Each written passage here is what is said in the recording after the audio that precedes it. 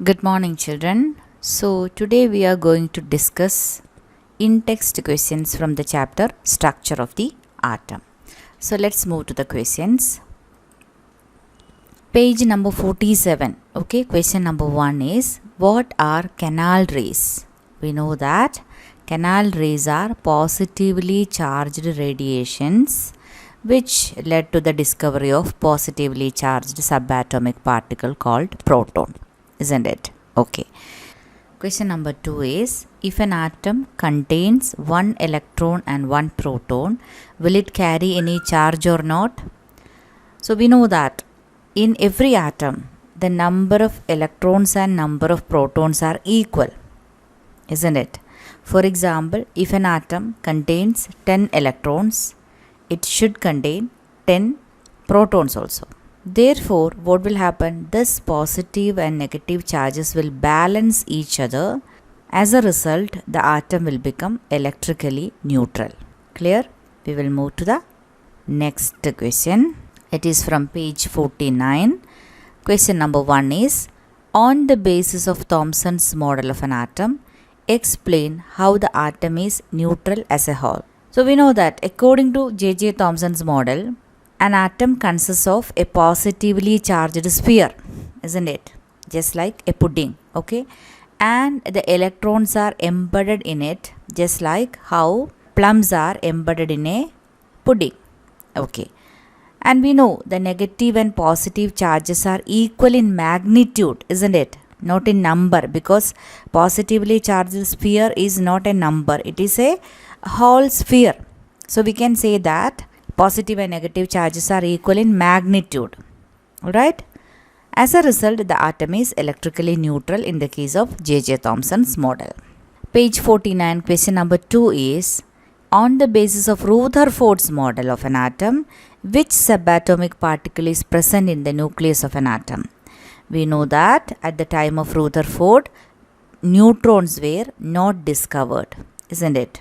So, it was considered to be only the protons, the positively charged protons were present in the nucleus of an atom.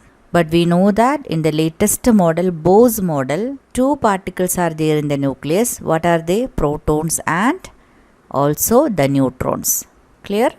But according to Rutherford's model, only protons were present in the nucleus. Question number 3. Draw a sketch of Bohr's model of an atom with 3 shells. So just draw an atom with a positively charged nucleus and K shell, L shell and M shell. Okay, 3 shells only mentioned here, but in the picture N shell is also represented. Okay, so when you draw, you can draw only K, L and M shell, because the question is sketch of Bohr's model with 3 shells. Okay. Question number 4. What do you think would be the observation if the alpha particle scattering experiment is carried out using a foil of a metal other than gold? So, every metal consists of atoms. Therefore, we will get the same result if you use any metal foil, but the advantage of gold foil is it is highly malleable. Therefore, we will get the result better than any other metal. Clear? Moving to page number 49. Question 1. Name the 3 subatomic particles of an atom. What are they? Protons, electrons and neutrons. So we can write some more information. Protons positively charged. Okay, you can add one more point like its mass is approximately equal to 1 U.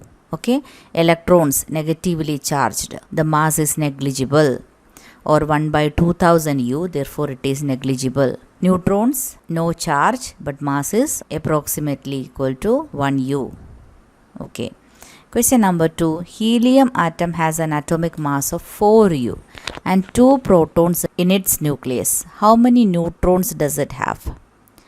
So we know atomic mass. What is atomic mass? Atomic mass is the total number of protons plus total number of neutrons, or the mass of nucleus, isn't it? Because nucleus consists of protons and neutrons. Okay. Now in the question, total mass is 4U. Okay, and 2 protons are there in the nucleus. So 2 plus neutron equal to 4. How many neutrons are there? 2. Okay, so helium atom has 2 neutrons. Page 50. Okay, question number 1 is write the electronic distribution of electrons in carbon and sodium atom. Okay, so if you want to write the electronic configuration or electronic distribution, you have to know the atomic number first. What is atomic number? Atomic number is the number of protons or the number of electrons, because both of them are equal, right? Okay, now atomic number of carbon is 6. I told you, you have to learn from hydrogen to argon, from 1 to 18 elements by heart. Okay, so then you will understand carbon is having atomic number 6. Okay, now so atomic number 6 means number of protons will be 6. Okay, and number of electrons also 6. Therefore, how the 6 electrons will be distributed? So K shell will have 2 electrons, and the balance electrons, how many are there? 4 electrons will come in the next shell, as the maximum capacity of L shell is 8. Okay, now sodium atomic number 11. That means sodium contains 11 protons and 11 electrons. Okay, now how these 11 electrons will be distributed? First shell maximum capacity 2. So K shell 2 electrons. Second shell 8 electrons are the maximum capacity. So in the L shell 8 electrons will be accommodated. Now total became 10. How many left? Only one more electron left. Therefore it will come in the M shell. Hope it is very clear to you. Okay. If K and L shells of an atom are full, then what would be the total number of electrons in the atom? So here we know K shell maximum capacity 2 and L shell maximum capacity 8. So therefore adding these two, 2 plus 8, you will get 10 electrons. Okay, so atomic number 10. Okay, which is the atom? It is neon. Okay, the atom with atomic number 10 is neon. Alright, page 52, question number 1. How will you find the valency of chlorine, sulfur and magnesium? So what is valency? Simply we can say that valency is the combining capacity of an atom. So what is that? We know that having octet. What is octet? Having 8 electrons in the last shell is called octet. Okay, so when an atom gains octet, it will become stable. Therefore every atom is looking for getting the octet by losing, gaining or sharing of electrons, isn't it? Now the number of electrons lost, gained or shared is called valency. Therefore it is also called the combining capacity of an atom. Okay, now chlorine, in the case of chlorine, what is the atomic number? It is 17. Okay, so therefore 17 protons are there, also 17 electrons are there. The 17 electrons are distributed in this way in the K shell 2, L shell 8 and the rest, the balance 7 electrons will be coming in the M shell. Okay, therefore we know when you check the outer shell, if it gets one more electron, okay, it will get the octet. Okay, so chlorine will gain one more electron to become stable. Therefore valency is 1. Okay, or you can say -1 or simply 1. Why -1? Because when it gains one electron, it will get a negative charge. Okay, that is why it is -1, or you can simply say 1. Alright, so in the case of sulfur, atomic number is 16. Okay, so how these electrons are distributed? First shell 2, second shell 8 and the third shell 6 electrons. Okay, therefore to get the octet, M shell has to gain 2 more electrons. Therefore its valency is 2. Okay, or -2, or you can simply write without the sign 2. Valency is 2. What about in the case of magnesium? Magnesium is having atomic number 12, therefore its electronic distribution is 282. Okay, for magnesium, to gain the octet, okay, instead of gaining 6 electrons, it is easy for it to lose the 2 electrons. Okay, if it loses 2 electrons from the M shell, what will happen? It gained the electronic configuration 28. Okay, it gained octet. Therefore, magnesium will always lose that 2 electrons.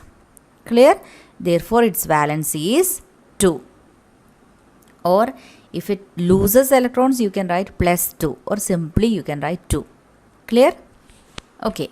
Now the questions from page 52. Question number 1. If number of electrons in an atom is 8 and number of protons is also 8, then what is the atomic number of the atom? We know that number of electrons or the number of protons indicates the number of atomic number. Okay. So 8 is the atomic number. Alright. Now what is the charge on the atom? We know that 8 electrons are there and 8 protons are also there. So they will balance each other, making the atom electrically neutral. So the atom does not contain any charge. It is electrically neutral. Clear? Okay. Question number 2. With the help of given table 4.1, find out the mass number of oxygen and sulfur. Okay. We know that atomic number is the number of protons or the number of electrons. Clear? What is mass number? Mass number is also called nucleon number because it is the number of protons and neutrons in the nucleus. Clear? What is mass number? It is the number of protons plus neutrons, P plus N. Okay.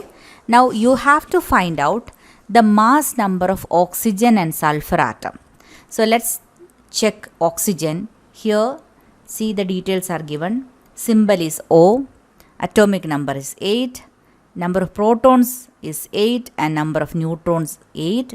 Number of electrons also 8. Okay. So to find out mass number, we need two quantities. Two numbers. What are they? Protons and neutrons. So what is 8 plus 8? P plus N? It is 16. Right? Now what about the second one? Sulfur.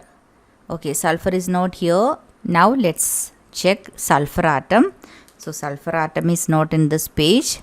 Let's move to the next page. Here it is. Sulfur. See here. This is atomic number, number of protons, neutrons and electrons. Okay. So number of protons and number of neutrons, P plus N, are 16 and 16. Therefore, what is the total number? Mass number is 32. Here is the answer. Okay. Alright. So we have discussed the in-text questions from the beginning to page number 52. Okay. Hope you understood it very clearly. In the coming class, we will discuss about isotopes, isobars, etc. Okay. Then we will also discuss the exercises from the last page. Alright. So we will meet in the coming class. Till then, take care and bye-bye.